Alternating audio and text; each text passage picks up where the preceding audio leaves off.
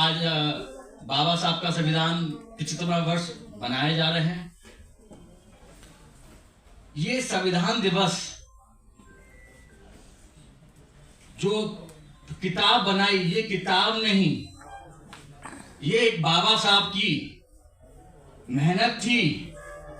जब देश आजाद हुआ था,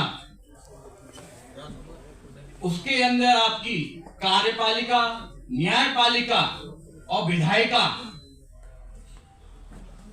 का जो स्वर्ण अक्षर रखे गए थे, किसी भी बॉडी को, किसी भी ऑर्गेनाइजेशन को चलाने के लिए लोकतंत्र के 4 स्तंभ होते हैं, जिसमें से जो सबसे बड़ा जो स्तंभ है वो आपका न्यायपालिका का स्तंभ है। यहां पर बैठे सारे हमारे अधिवक्ता बंधु, मैं सभी को बहुत बहुत धन्यवाद देता हूं कि आप यहां पर आए और हम यहाँ पे संविधान दिवस के रूप में ये बाबा साहब की यहाँ पर मिलके सब एक दूसरे से परिचित हो रहे हैं और आज का ये हम प्रोग्राम करने जा रहे हैं। एक विषय और मैं रखना चाहता हूँ यहाँ पर। मैं आपको बताऊं, प्रोफेशनली आई एम इंजीनियर। मैंने बीटेक की अपनी बेंगलोर से, उसके बाद मैं चला गया अमेरिका। मैंने वहां पे नौकरी की।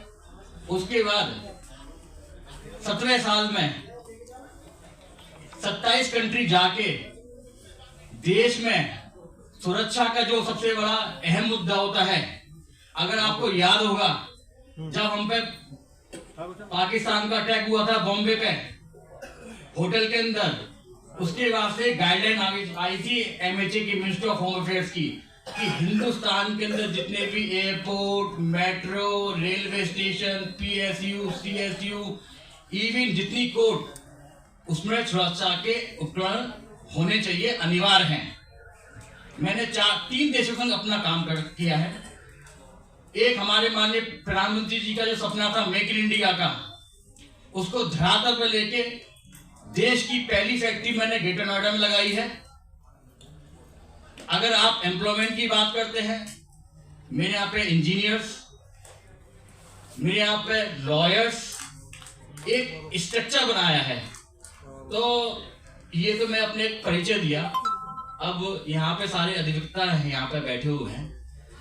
देखिए, अभी चुनाव आने वाला है आपका लोकल बॉडी का, जितनी भी यहाँ पे कोर्ट है। मैं तो इस मंच के माध्यम से बोलना चाहूंगा कि सबसे ज्यादा जो अहम भूमिका होती है वो होती है आप अधिवक्ताओं की। जब अधिवक्ता कोई केस लड़ता है,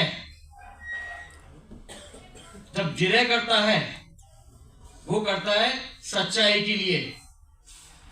बाबा साहब ने बोला था, जब कॉन्स्टिट्यूशन बनाया था, संविधान रचे था, वो स्वर्ण अक्षरों में लिखा था, अगर कोई गलत काम किया जाएगा तो उसके लिए कोर्ट है। आज दिल्ली के अंदर कोई आदमी दिल्ली का नहीं है। कोई 20 साल पहले आया, कोई 30 साल पहले आया, कोई 10 साल पहले आया। हमारे भारतवर्ष में हर माँ बाप का सपना होता है कि मेरा बेटा जुडिशरी में जाए, मेरा बेटा UPSC क्लियर करे, मेरा बेटा डॉक्टर बने। हर माँ बाप का सपना होता है कि मैं दिल्ली भेजूं अपने बच्चे को, कुछ बन के आए। तो मैं ज्यादा समय नहीं लेके बस इतना और बोलूंगा कि अभी मेरे से पुराने वक्ताओं ने बोला था कि हर कोर्ट पे बाबा साहब की स्मृति हो, जी होनी चाहिए। उसके अलावा आप जो सारे यहाँ अधिवक्ता बैठे हुए हैं, अधिवक्ता में भी कोई गवर्नमेंट के होते हैं, कोई प्राइवेट होते हैं। आजकल ज्यादातर युवा जो नए जो आ रहे हैं अधिवक्ता में, हमारा जो कॉन्स्टिट्यूशन जो हाथ से लिखा गया था, मेरा एक अनुरोध है, यहाँ जितनी भी, चाहे वो साकेत कोर्ट हो, चाहे वो पटियाला हाउस हो, चाहे वो 30 हजारी हो, सब में एक छोटी सी लाइब्रेरी हो।